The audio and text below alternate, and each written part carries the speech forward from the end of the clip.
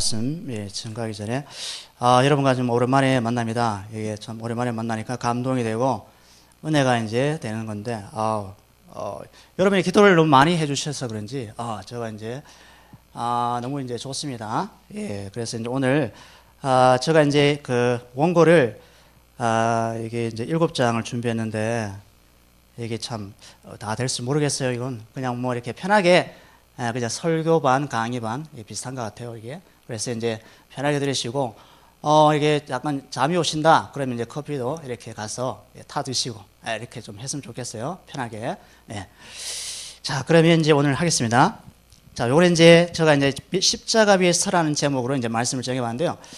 제가 이제 이거를 이제 오늘은 어떤 말씀까지 상고해 보냐면 예수께서 이르시되 곧 내가 곧 길이요. 내가 곧 길이요. 왜 예수 그리스도께서 왜 길이 되는지를 제가 말씀 한번 상고해 보도록 하겠습니다. 2014년을 접어들면서 기독교 윤리실천위원회, 그러니까 기윤실, 기독교 윤리실천위원회에서 지난 2월 4일, 지난달입니다. 이거 지난달이구나. 한 달.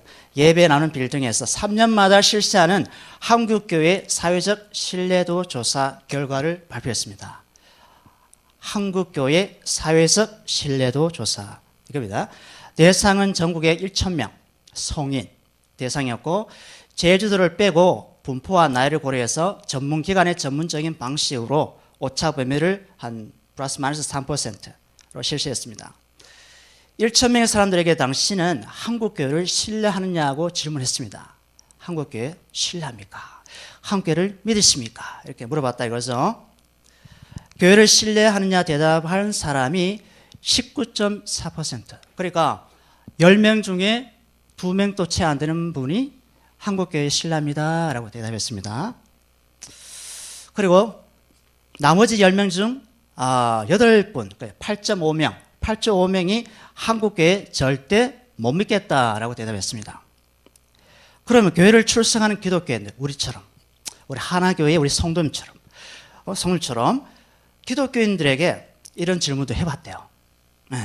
한국교회를 신뢰하는지 몇 프로인지 물어봤으니까 교회에 출석한 사람들 중 47.5%만 본인도 교인인데 한국교회를 신뢰한답니다.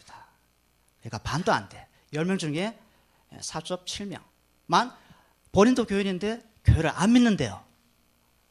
슬프죠. 나머지 반 이상은 한국교회를 신뢰하지 못하겠다 이렇게 나왔습니다. 자, 그러니까 교회 다니는 교인들조차 10명 중 4.8명만 한국교회를 신뢰하고 나머지 5.2명은 신뢰하지 않겠다는 거죠. 여러분도 그렇습니까? 여러분들도 마음에 한국교회를 신뢰하지 않고 있어요? 우리 중에 반은 우리 자신을 서로 믿고 반은 안 믿는데요. 이렇게 두 분씩 앉았잖아요. 그죠? 한 분은 믿고 한 분은 안 믿는데요. 참 슬프죠. 우리 하나교회에 적용해보면 우리 중은 반은 서로 신뢰하고 교제하지만 나머지 반은 서로 신뢰하지 못한 채 하나교회에 와서 오전 오후 예배 드린다 이거죠. 또 슬픈 것은 언론기관과 시민단체와 국회, 정치단체, 교회를 포함해서 여러 단체 중에 가장 신뢰할 만한 곳이 한국교회면 얼마나 좋겠습니까? 불행히도 1위를 차지한 단체가 어딜까요? 어디겠습니까? 정치, 언론, 종교 어딜까요? 시민단체입니다. 시민단체. NGO 알죠? NGO. 정치 문제를 해결한 시민단체 좀 보겠습니다. 시민단체 4가지만 나눠볼게요. 시민단체 첫 번째는 경실련, 그러니까 경제정의실천연합회. 두 번째, 참여연대. 참여연대는 뭐냐면 국가의 사회적으로 좀 어지럽힌 분들을 감시하는 기관입니다. 참여연대 또는 시민사회단체연대, 그 다음에 언론개혁시민연대입니다. 자, 두 번째는 경제 문제를 해결한 시민단체가 있습니다. 여러분 돈이면 여러분 눈이 동그래지죠. 돈이 호주머니에 없으면 좀 슬프잖아요. 그죠? 그러니까 경제 문제 해결한 시민단체는 녹색소비자연대와 한국소비자생활연구원 혹은 소비자단체. 여러분, 그런 거, 저도 이제 그 뭡니까 홈쇼핑 있잖아요. 홈쇼핑이라든지 이런 걸 물건 사자는 거죠. 그러면 좀 이상형 흠이 있어. 그러면 어떻게 좀 돈을 지불했고 흠이 있고 반송한다는데 안 받는다 하고 그럼 어떻게 해야 되나? 예, 시민단체 소비자 고발해야죠. 소비자 고발센터. 저는 저까지 가봤어요. 청와대 그 뭡니까 검은 것 소리? 청와대에 또 뭐 있더라고. 북 치면은 이렇게 신문고. 예, 신문고. 예. 그까지 해봤는데 결국 해결 못했어요. 그 다음에 환경 문제 해결한 시민단체 환경문제연합, 녹색연합, 녹색교통운동. 그죠? 녹색교통운동. 그 다음에 문화 문제 해결한 시민단체가 있는데요. 여러분 뭐냐면, 작은 친절이 아름다운 세상을 만다 해가지고, 친절운동, 질서운동, 청결운동, 문화시민운동. 이런 어떤 운동이 있습니다. 그러면 여러분들이 이런 시민단체에 있으면 여러분의 삶이 편할까요? 편하지 않을까요? 해가 될게요? 아니면 해가 안 될까요? 해가 안 되겠죠? 왜? 시민단체니까. 편하게 들었어요? 편하게. 저분은 왜 설교하지 않고 왜 이런 얘기만 하는 거야? 이렇게 생각하지 마시고 편하게 들으겠습니다. 예, 강의도 하고 말씀은 나중에 증가합니다. 이 시민단체의 공통점이 무엇입니까? 공통점. 인간의 품위에 와닿는 여러 가지 문제와 필요를 해결하고 충족시키는 곳이죠. 한 국민의 여러 가지 문제를 해결해주고 충족시켜주면 그것이 한 국민의 살아가는 인간에게 최고이죠. 그런 역할을 국민을 위해 대신 나서서 문제를 해결해 준다면 기꺼이 믿어주겠다는 것이죠. 그래서 시민단체가 1위. 그럼 다음은 종교단체를 살펴보겠습니다. 우리가 아는 종교단체 뭐가 있을까? 가톨릭, 불교, 기독교. 맞죠? 그죠? 자, 그러면 지난 20년 동안 부동의 1위를 차지한 종교단체가 있어요. 어딜까요? 불교일까요? 기독교일까요? 천주교일까요? 천주교. 성당입니다. 여러분, 혹시 성당에 다니다가 이쪽에 오신 분 계십니까? 성당? 없습니까? 1위는 천주교, 2위는 불교, 3위는 기독교. 꼴찌가 기독교. 우리가 꼴찌입니다. 꼴찌.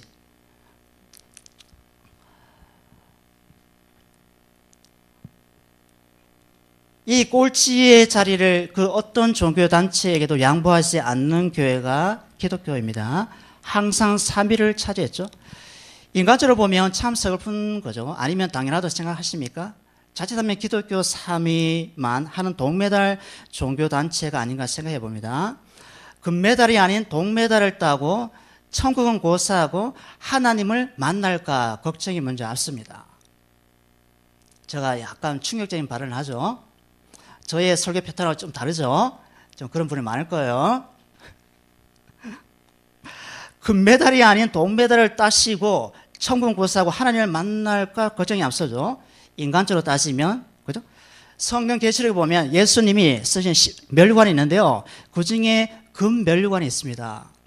금면류관. 자, 그리고, 그런데 주님은 동메달과 같은 건 동면류관을 쓰신 적이 없어요.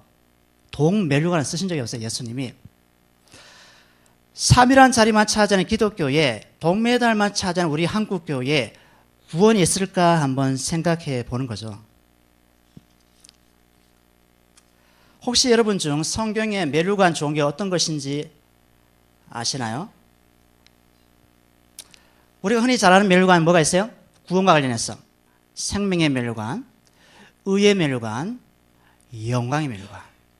여러분 모두는 의의 면류관, 생명의 면류관, 영광의 면류관을 다 쓰셨습니다. 왜요? 우리 구주 예수 그리스도 때문에. 네? 흔히 우리가 잘 아는 면류관, 그런 면류관 아니라 주님이 대신 십자가의 죽으심으로 우리에게 선물로 허락하신 그 면류관, 생명의 면류관, 의의 면류관, 영광의 면류관. 또 그리고 성경에 이런 면류관도 있어요. 제가 한번 성경을 찾아보니까요. 예수님이 죽으실 때 쓰셨던 면류관이 어떤 면류관? 가시 면류관. 그 다음에 아까 얘기했던 금 면류관, 그 다음에 우리에게 소망과 기쁨과 자랑의 멸류관, 그 다음에 썩을 멸류관도 있더라고요. 썩을 멸류관. 썩는다는 것은 존재하는 겁니까? 사라지는 겁니까? 사라지는 거. 그거 쓰고 싶어요? 안 쓰고 싶죠? 예, 저도 그래요. 그 다음에 큰 붉은 용이 쓴 7멜류관, 7개. 그 다음에 용에게 쫓긴 당하는 한 여자가 쓴 12별 멜류관. 그 다음에 짐승이 쓴 10멜류관. 요거는 이제 요한계시록에 다 있습니다. 요한계시록. 이런 건 쓰면 안 되겠죠. 자, 그러면 우리가 2013년도 잠시만 볼게요. 한국교회 사회적 신뢰도 조사를 스크린을 통해서 한번 볼게요. 예, 요거 이제 한번 보시면, 지금 2013년도 이렇게 한 거죠. 그죠? 그 다음 넘겨볼까요?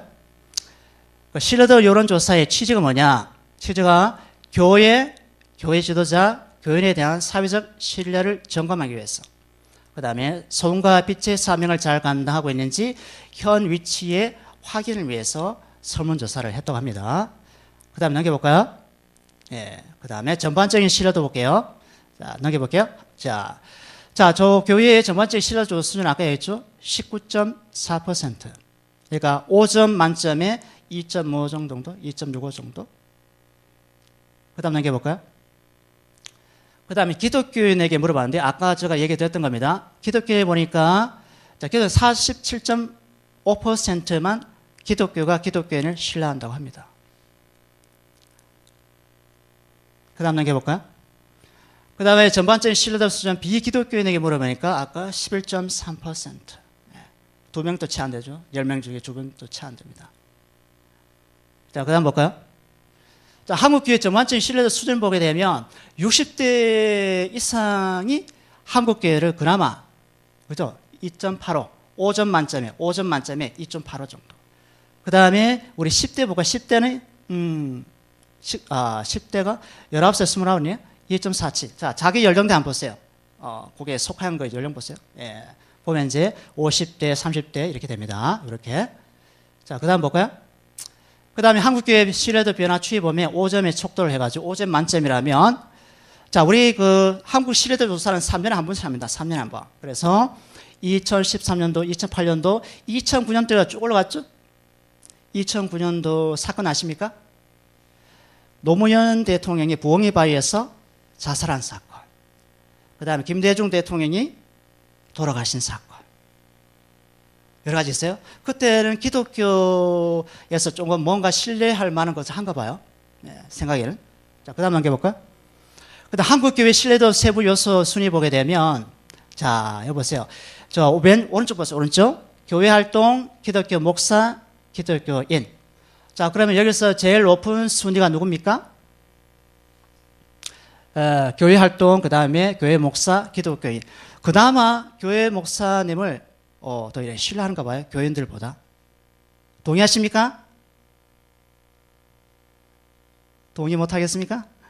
아유, 그죠. 넘겨봅시다. 우리 집 사람은 그 잠이 와서 참 죽을라 하네요. 자, 그 다음 볼게요. 자, 그 다음 넘겨볼까요? 기관별 신뢰도 볼게요. 자, 아까 얘기했던 거죠. 시민단체가 28, 그 다음에 어디입니까? 언론기관.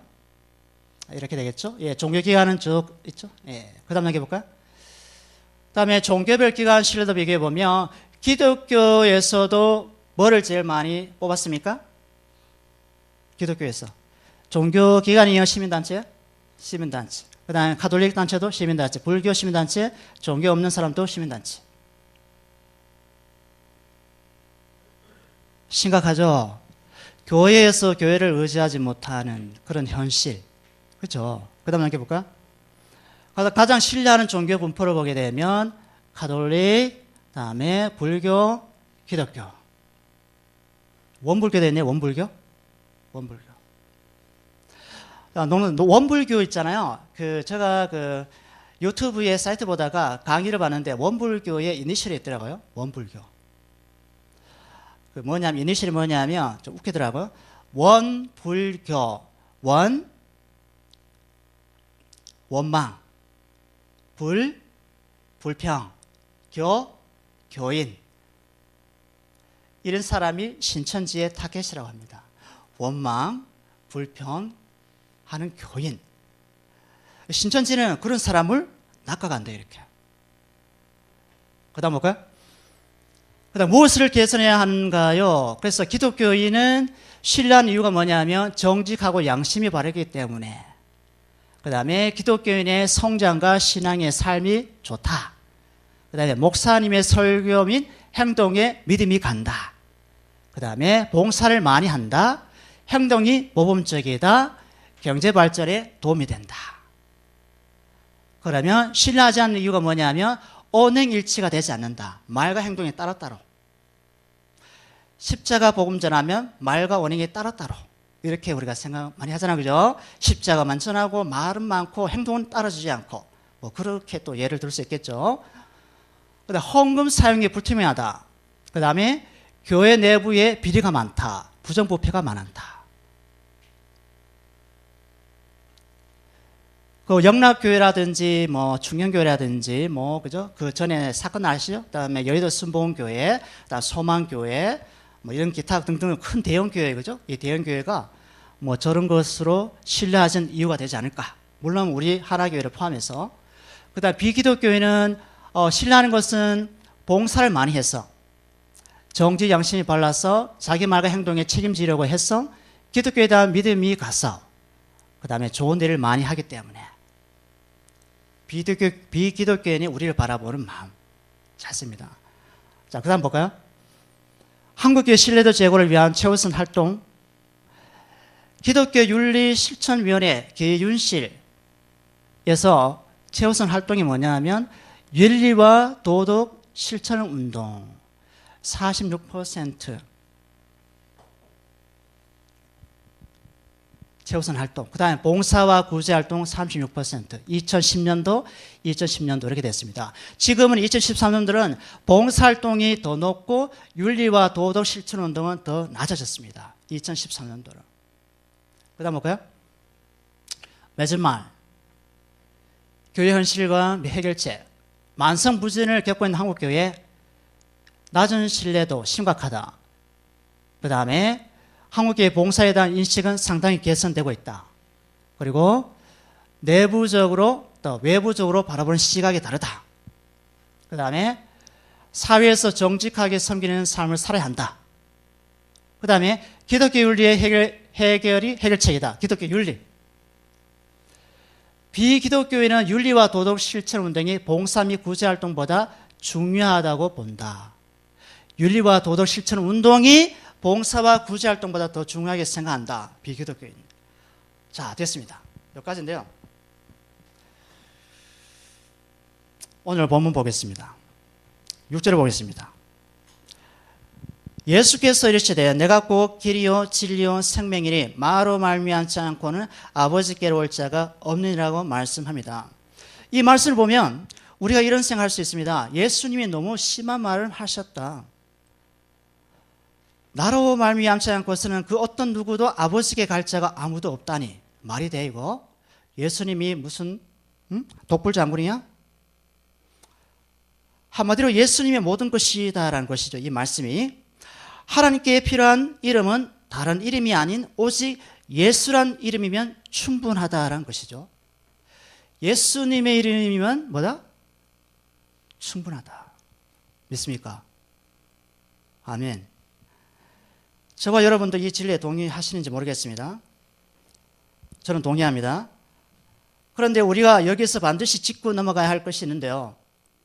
지금 언급한 이 이름이 예수란 이름이 십자가와 연관된 이름이어야 한다는 것이죠. 문제는. 나중에 볼게요. 그러니까 다시 말씀드리면 여기 옆에 좀 깨워주실래요? 중요한 말이니까. 제가 이게 지금 고딕처럼 해가지고 왔어요. 들어보세요. 십자가의 아버지의 약속대로 죽어야만 하셨던 성경 전체의 내용과 사건을 선악과로 타락한 아담의 죄와 아담의 죄 가운데 태어난 모든 인간의 죄와 사망을 영원히 정복하고 죽은 자들 가운데서 하나님의 능력으로 부활의 영광을 보여줄 수 있는 이름이야만 하나님께 부족함이 없는 이름이 된다는 것이죠.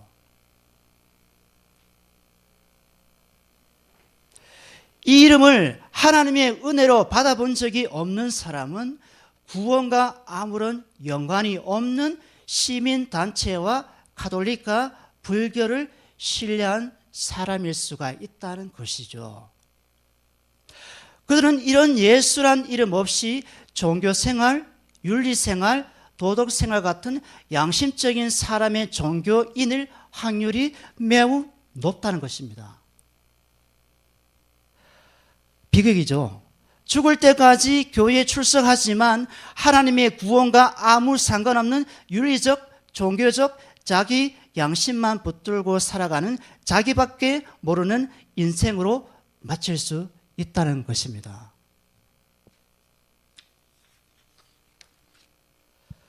오늘날 교회를 출입하는 사람도 예외가 아니죠. 세상에 예수란 이름을 모르는 자가 거의 없습니다.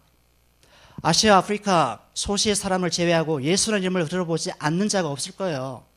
세계 서점가에서 줄곧 1위 자리를 차지하는 베스트셀러가 뭡니까? 성경. 세계 서점에서 줄곧 1위를 차지했습니다. 그 책이 바로 우리가 읽고 있는 성경입니다. 유럽 나라들 중에서 노르웨이라는 국가가 있는데요. 노르웨이 갔다 오신 분 계십니까?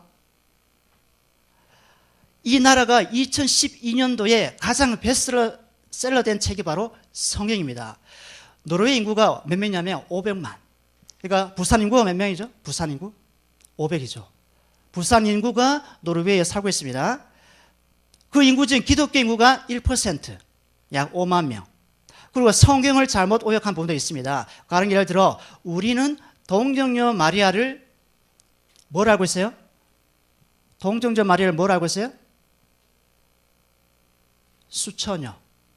그렇죠? 처녀. 처녀로 알고 있는데 노르웨이라는 국가에서는 이 동정녀를 젊은 여자로 번역했습니다. 젊은 여자? 어감이 틀리죠? 처녀, 젊은 여자. 젊은 여자라고 하면 뭔가 뉘앙스가 틀리지 않습니까? 처녀면 남자를 한 번도 모르는 여자. 젊은 여자면 뭔가 좀 안 맞아. 처녀랑 뭔가 안 맞아. 그렇죠? 응? 그런데 이보다 더 큰 문제는 우리가 알고 있는 예수란 이름도 동정녀 마리아를 수처녀가 아닌 젊은 여인으로 잘못 번역한 노르웨이 국가의 성경학자처럼 한국과 세계교회에서도 자기 생각과 자기 신앙으로 잘못되게 넘겨짚는 다른 예수란 이름을 믿고 기도하고 부를 수 있다는 것이죠.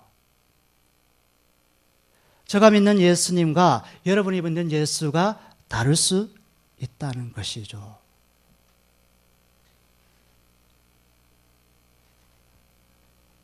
그거 한번 생각해 보셨어요, 여러분? 교회가 구원해 주지 않습니다. 제가 믿는 예수가 아닐 수 있고요. 여러분이 믿는 예수가 맞을 수 있어요. 그렇죠?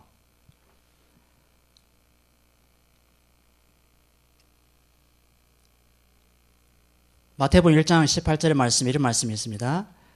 예수 그리스도의 나심을 일하리라. 그의 어머니 마리아가 요셉과 약혼하고 동거하기 전에 성령으로 잉태된 것이 나타났더니.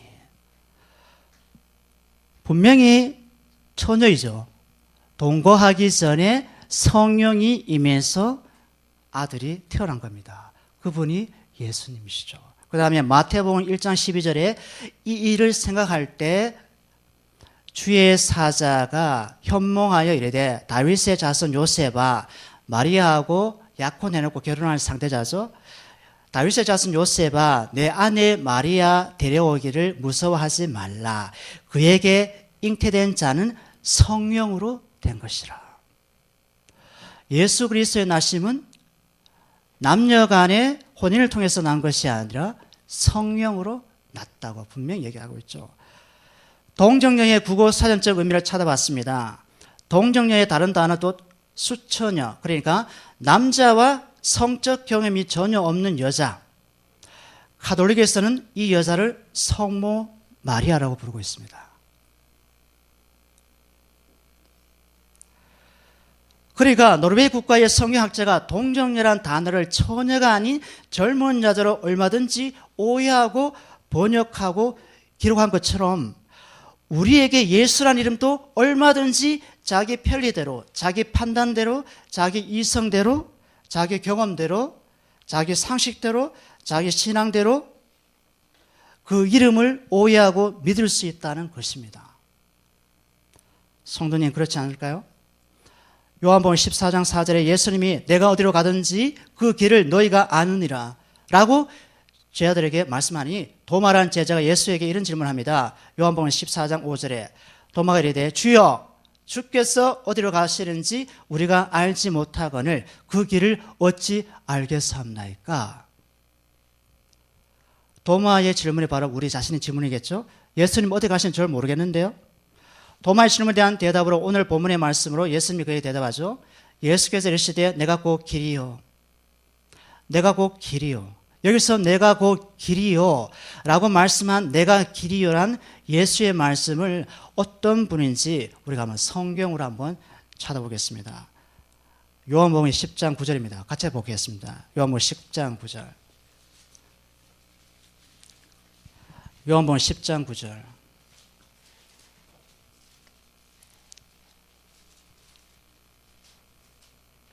자, 같이 한번 읽어볼게요.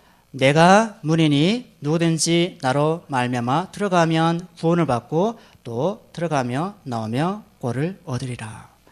내가 뭡니까? 문이니 그리고 나로 말미암아 들어가면 구원을 받고 들어가며 나오며 꼴을 얻는다. 영생을 받는다 이거죠. 마태복음 11장 27절을 보면 내 아버지께서 모든 것을 내게 주셨으니 자, 내 아버지께서 누구에게 줬대요? 예수님에게 뭘 줬대요? 모든 것을 주셨으니 그러면 예수 그리스도가 우리에게 영생을 주시고 부활의 능력을 주시고 천국을 주시고 생명의 멸관을 주시고 의의 멸관을 주실 수 있다는 것이죠. 아버지 외에는 아들을 아는 자가 없고 아들과 그 아들의 손대로 계시를 받는 자 성도 외에는 아버지를 아는 자가 없느니라. 아들의 영을 받지 않는 자는 아버지를 알 수 없다고 합니다. 사도행전 4장 12절의 말씀에 다르죠. 다른 이로서는 다른 예수로서는 구원을 받을 수 없나니 철회한 사람 중에 구원을 받을 만한 다른 이름을 우리에게 주신 일이 없습니다. 에베소서 2장 18절에 이는 예수로 말미암아 우리 둘이 한 성령 안에서 아버지께 나감을 얻게 하시려고. 히브리서 7장 25절에 그러므로 예수를 힘입어 하나님께 나가는 자들을 온전히 구원하실 수 있느니라. 히브리서 10장 19절에 히브리서 10장 19절에 형제들아 우리가 예수의 피를 힘입어 성소에 들어갈 담력을 얻었나니 20절에 그 길은 우리를 위하여 휘장 가운데로 열어놓으신 새로운 살 길이요 휘장은 곧 그의 육체니라. 그러면 예수 그리스도가 피를 흘리심으로 말미암아 우리를 하나님 성소로 우리를 인도하셨다는 것이죠. 예수 그리스도의 십자가에 흘리신 언약의 피가 없다면 약속의 피가 없다면 우리에게 천국이란 약속이 주어질 수가 없는 거죠. 예수 그리스도가 우리에게 약속을 남기시고 40일 동안 제자들과 함께 하시다가 40일째 하나님 보좌 우편으로 올려갔습니다. 예수님이 약속하신 그 약속은 이미 그 약속 안에 천국의 선물도 담아서 우리에게 남기고 가신 거죠. 여러분, 제가 누구에게 이런 얘기 해줘. 우리 미정이. 자, 미정이에게, 미정아, 내가 너에게 10,000원 줄게. 야, 10,000원 받았지? 근데 저 10,000원 여기 호주머니에 넣으세요. 10,000원을 호주머니에. 근데 미정이는 안 받았는데요? 나는 줬다고 한 거예요. 줬어요. 미정이는 안 받았다는 거예요. 왜 안 받았어 하니까 미정이가 돈 10,000원이 안 보이는데요. 10,000원짜리. 종이 지폐돈이 없잖아요. 없는데 어떻게 제가 받았다고 할 수 있나요? 이게 바로 뭐다? 세상 사람들의 신앙관이고요. 약속에 속한 하나님의 자녀는 10,000원짜리 줬잖아요. 미정아, 내가 10,000원 준 거야? 그러면 미정이 하는 말이, 예, 맞아요. 10,000원을 받았어요, 제가. 왜 그런 이론이 통할까요? 제가 약속을 했기 때문에. 약속 안에 뭐가 들어있다? 제가 준 10,000원이 들어가 있는 거예요. 약속 안에 10,000원이 들어가서 다 이룬 것이 되는 거예요. 예수님의 십자가에서 다 이루었다 했을 때, 다 이루었다는 그 말은 구약의 성막과 율법과 규례와 제사 제도와 모든 십계명을 예수님의 십자가의 죽음으로 다 이루었습니다. 라는 것은 그 다 이루었다는 그 말씀 안에 뭐가 들어가 있다? 하나님의 나라와 그분의 생명과 그분의 은혜와 사랑과 영생이 다 들어가 있는 거예요. 그거를 믿으라는 거예요. 누가? 성령께서.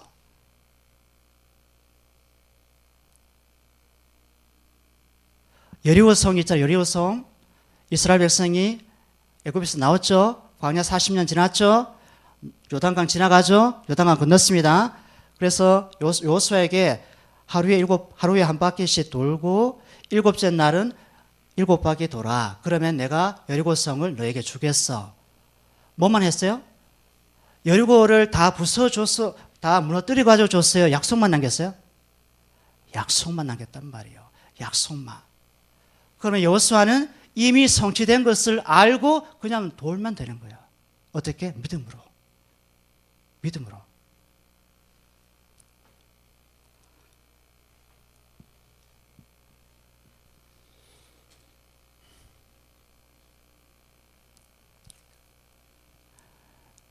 베드로전서 1장 21절에 너희는 그 예수를 죽은 자 가운데서 살리시고 영광을 주신 하나님을 그리스도로 말미암아 믿는 자니 너희 믿음과 소망이 하나님께 있게 하셨느니라. 우리의 믿음과 소망은 시민단체, 가톨릭, 기독교 이것이 아니고 우리의 믿음의 소망은 하나님께. 그 길을 누가 여셨어요? 우리의 주님 되신 예수 그리스도가 여셨습니다. 오늘 말씀을 정리할까 합니다. 우선 우리는 내가 곧 길이요란 말씀을 성경을 통해서 대조하여 살펴봤습니다. 구약 이사야서 35장에 이런 말씀이 나옵니다. 이사야 35장 8절에 거기에 대로가 있어 그 길을 거룩한 길이라.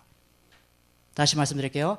거기에는 대로가 있어 그 길을 거룩한 길이라 일컬은 바 되리니 깨끗하지 못한 자는 지나가지 못하겠고 오직 구속함을 입은 자들을 위하여 있게 될 것이라. 우매한 행위는 그 길로 다니지 못할 것이며 거기에는 사자가 있고 사나운 짐승이 그리로 올라가지 아니하므로 그것을 만나지 못하겠고 오직 구속함을 받는 자만 그 거룩한 길로 가리라. 질문하겠습니다. 혹 우리 중에 자신이 사자와 사나운 짐승이라고 생각하는 계신 분이 계십니까? 혹시 여러분이 사자인지 짐승인지 한번 생각해 보셨습니까?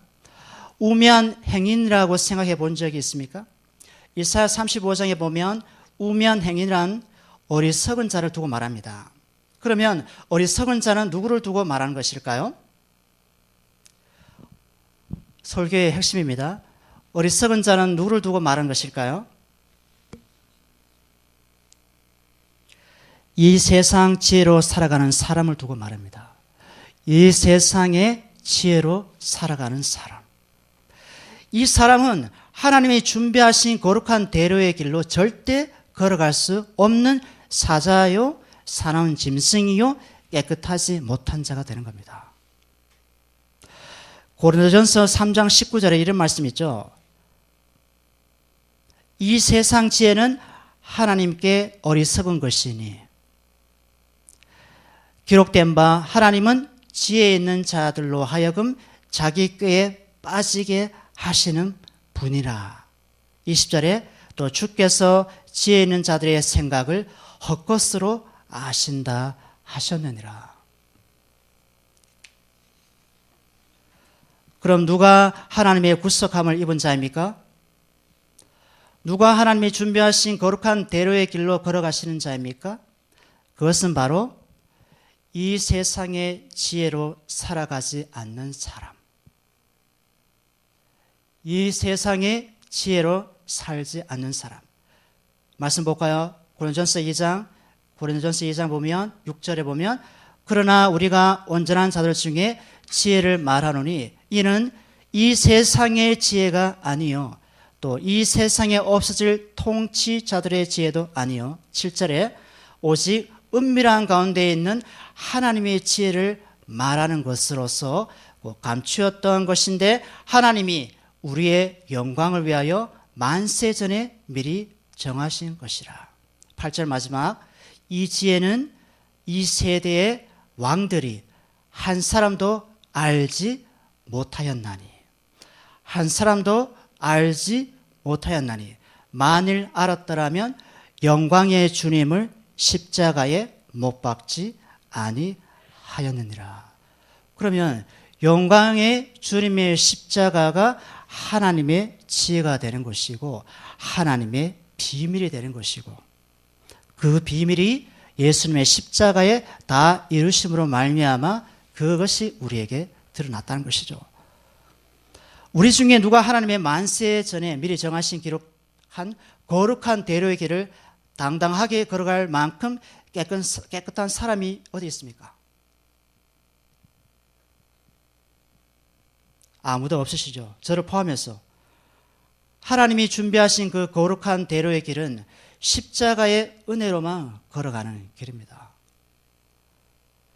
주님의 십자가 위에 하나님의 은혜로 그곳에 서시길 바랍니다. 시민단체와 종교집단과 사기집단과 세상의 강풍에 불어와도 우리가 예기치 못한 인생의 홍수와 창수가 여기저기서 터져 흘러도 전혀 흔들림이 없는 곳, 그것이 바로 염치도 없게 주님의 믿음으로 서 있는 나의 죄 때문에 속죄의 피를 흘리신 주님의 십자가라는 것입니다. 기도하겠습니다. 아버지 하나님,